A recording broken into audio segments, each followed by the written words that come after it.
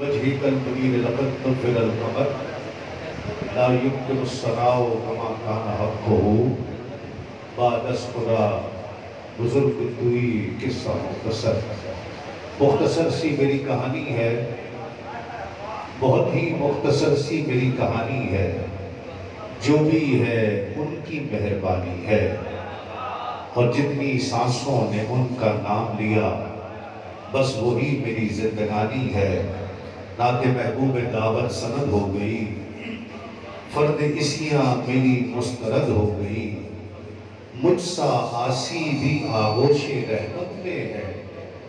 یہ تو بندہ نوازی کی حد ہو گئی، یہ تو بندہ نوازی کی حد ہو گئی، جن کے گھر میں کبھی آیا نہیں سامان خدا۔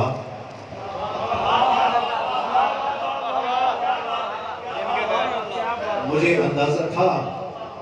کہ یہاں زندوں کا مجمع ہے، پنجت الپاک کے ماننے والوں کا مجمع ہے، تو یہ ان اشعار کا انتخاب میں نے تقییدی کلام کے لیے کیا کہ جن کے گھر میں کبھی آیا نہیں سامان خدا،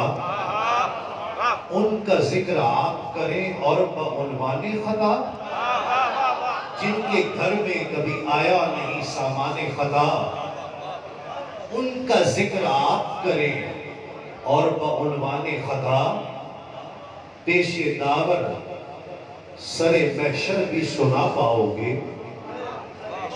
پیش داور سر محشر بھی سنا پاؤ گے، تم جو ترتیب دیے جاتے ہو دیوان خدا، پیش داور سر محشر بھی سنا پاؤ گے، تم جو ترتیب دیے جاتے ہو دیوان خدا۔ اور علماء کے لیے خاص اور مشائخ کے لیے کہ ان کی لا یعنی مباحث پہ نہ حیرت کیجئے، ان کی لا یعنی مباحث پہ نہ حیرت کیجئے، شیخ صاحب کو کئی دن سے ہے یرغان خدا۔ شیخ صاحب کو ان کی لا یعنی مباحث پہ نہ حیرت کیجئے، ان کی لا یعنی مباحث پہ اشرف کی لا یعنی مباحث پہ نہ حیرت کیجئے، ان کی لا یعنی مباحث پہ نہ حیرت کیجئے، اشرف آصف کو کئی دن سے ہے یرغان خدا۔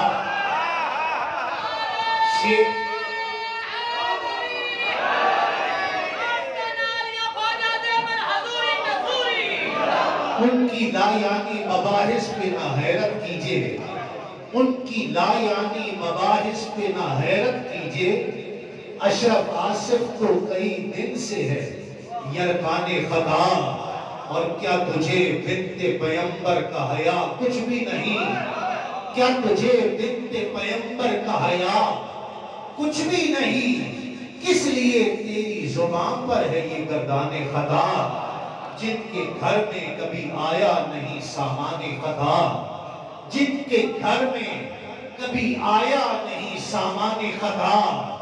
ان کا ذکر آپ کریں اور بعنوان خدا، پیش داور سر محشر بھی سنا پاؤ گے، پیش داور سر محشر بھی سنا پاؤ گے، تم جو ترتیب دیے جاتے ہو دیوان خدا، اور ان کی لا یعنی مباحث پہ نہ حیرت کیجئے، ان کی لا یعنی مباحث پہ نہ حیرت کیجئے، اشرف آصف کو کئی دن سے ہے یرغان خدا۔ اشرف آصف کو کئی دن سے ہے ارمان خدا، یرغان خدا، اور اہل بیت نبوی پاک ہے ایسے فاضل، اہل بیت نبوی پاک ہیں ایسے فاضل، جو نہیں جانتے کیا ہوتا ہے ارمان خدا، جن کے گھر میں کبھی آیا نہیں سامان خدا، ان کا ذکر آپ کریں اور بعنوان خدا، ان کا ذکر آپ کریں اور بعنوان خدا۔ اللہ رب العزت کا بے پایا شکر ہے جس نے ہمیں اپنی بندگی اور اپنے محبوب کی غلامی سے سرفراز فرمایا۔ مجھے پچھلے ماہ ہی تقریباً ایک ماہ قبل، کم و بیش ایک ماہ قبل،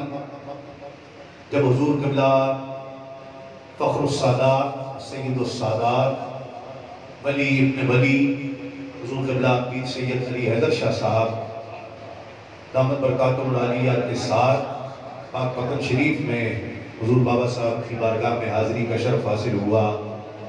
تبھی آپ نے قبلہ نے حکم فرمایا تھا آج کی تاریخ کے لیے، آج کی حاضری کے لیے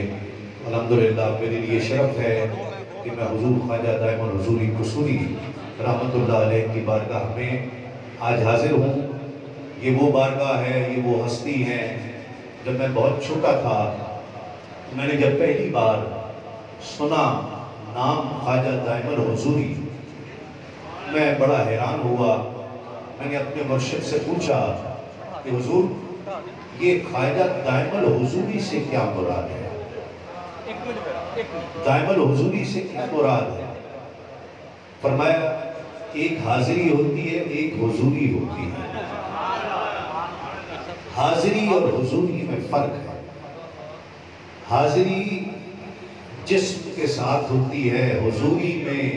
جسم کے ساتھ روح بھی شامل ہو جاتی ہے۔ بلکہ حضوری وہ ہے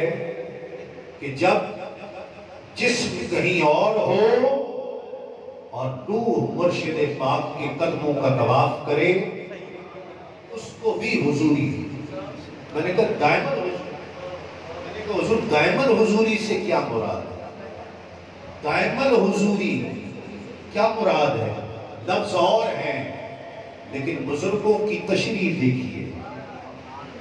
لفظ اور ہیں، لفظ کے معنی لغت میں تلاش کر سکتے ہو لیکن لغت سے نہیں سمجھایا۔ میرے مرشد نے لغت سے نہیں سمجھایا۔ کہا دائم الحضوری تمہیں سمجھاتا ہوں، نماز پڑھتے ہو؟ میں نے کہا جی پڑھتا ہوں۔ کہا رکوع میں گئے؟ میں نے کہا جی جاتا ہوں۔ کہا سجدے میں گئے؟ جب رکعت 4 رکعت مکمل ہو جاتی ہیں سلام پھیرتے ہو، نماز ختم ہو جاتی ہے؟ میں نے کہا جی حضور ایسا ہی ہے۔ کہا دائم الحضوری وہ ہے جب السلام علیکم ورحمت اللہ کہتے ہیں، جب تک وہاں سے جواب نہیں آتا نماز پوری نہیں ہوتی ہے۔ پوری نہ ہو اسے دائم الحضوری کہتے ہیں کہ نماز پڑھے جب تک جس کی نماز پڑھی ہے اس کا دیدار نہ ہو جائے، اس کی بارگاہ سے سلام کا جواب نہ آ جائے، اس وقت تک نماز پوری نہیں ہوتی۔ فرمایا اسی کو دائم الحضوری کہتے ہیں۔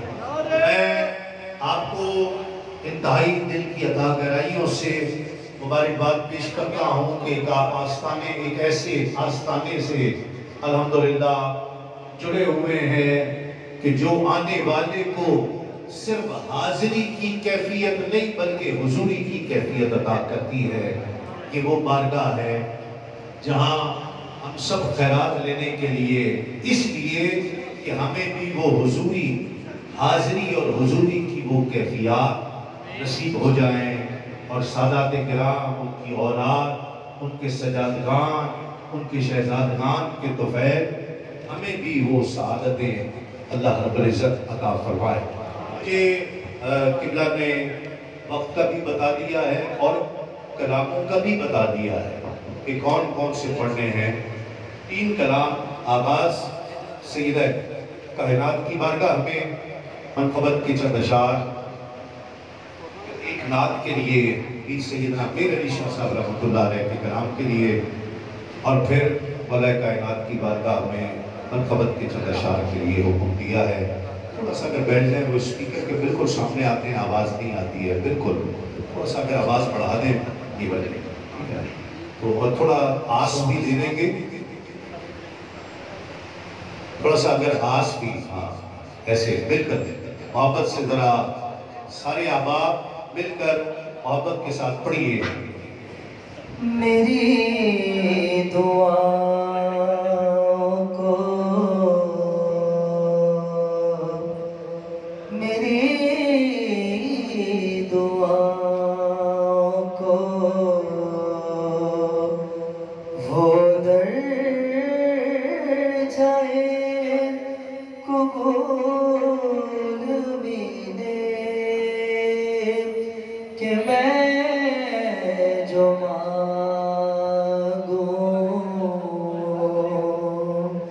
کہ میں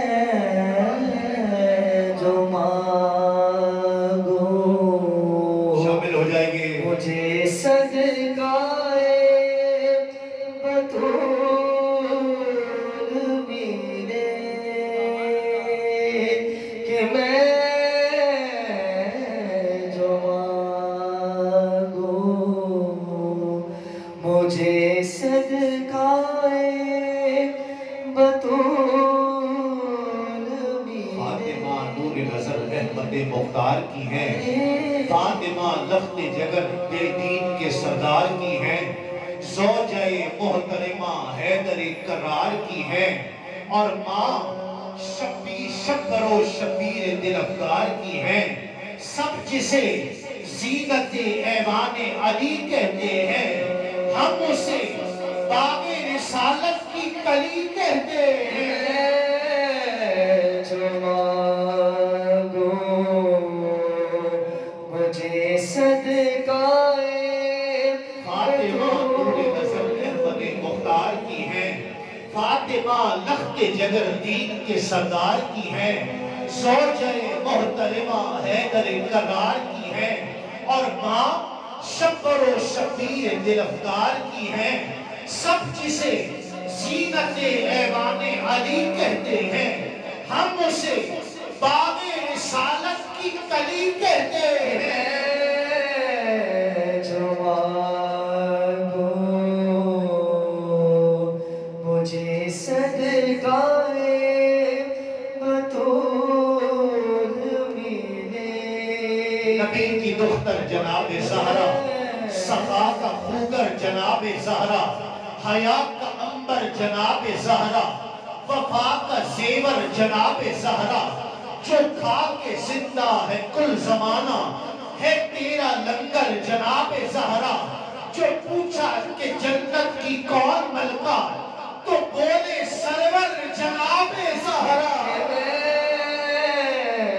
جو مانگوں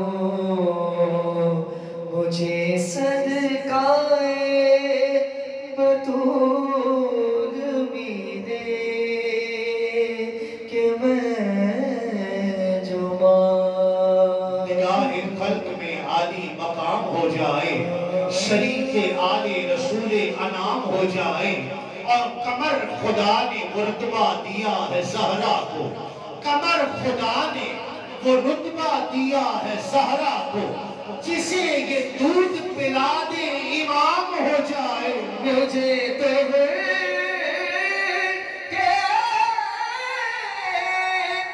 مقدر پہ رشک آتا ہے کہ جس کو گلشن زہرا کے سارے پھول ملے کہ جس کو گلشن زہرا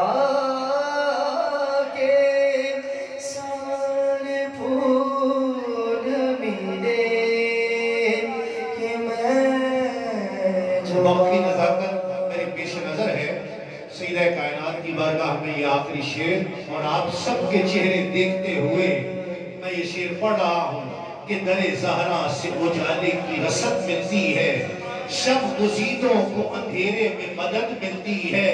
اور نام زہرا سے جو چہرے پہ خوشی آ جائے